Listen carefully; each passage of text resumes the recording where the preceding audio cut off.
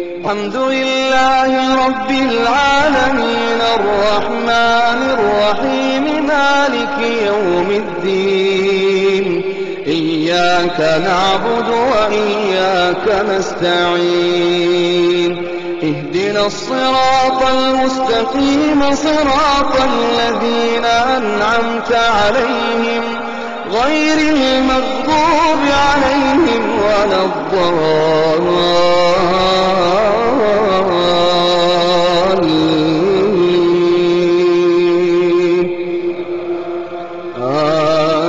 آمين.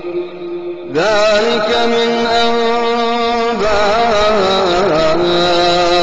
الغيب نوحيه إليك وما كنت لديهم إذ أجمعوا أمرهم وهم يمكرون وما أكثر الناس ولو حرصت بمؤمنين وما تسألهم عليه من أجر إن هو إلا ذكر للعالمين وكأين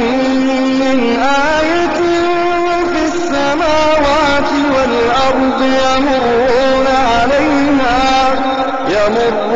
عليها وهم عنها معرضون وما يؤمن أكثرهم بالله إلا وهم مشركون أفأمنوا أن تأتيهم غاشية من عذاب الله أو تأتيهم الساعة بغتة وهم لا يشعرون قل هذه سبيلي أدعو إلى الله على بصيرة أنا ومن اتبعني وسبحان الله وما أنا من المشركين وما أرسلنا من قبلك إلا رجالا نوحي إليهم من أهل القرى أفلم يسيروا في الأرض فينظروا كيف كان عاقبة الذين من قبلهم ولدار الآخرة خير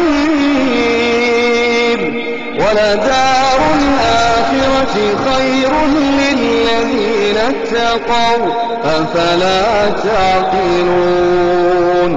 حتى إذا استيأس الرسل وظنوا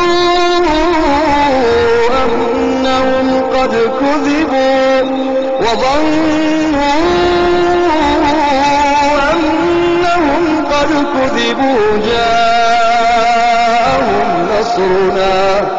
جاءهم نصرنا فنجي من نشاء ولا يرد بأسنا عن القوم المجرمين لقد كان في قصصهم عبرة لأولي الألباب ما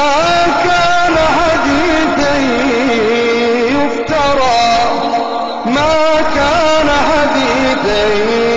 يفترى ولكن تصديق الذي بين يديه وتفصيل كل شيء وهدى ورحمة لقوم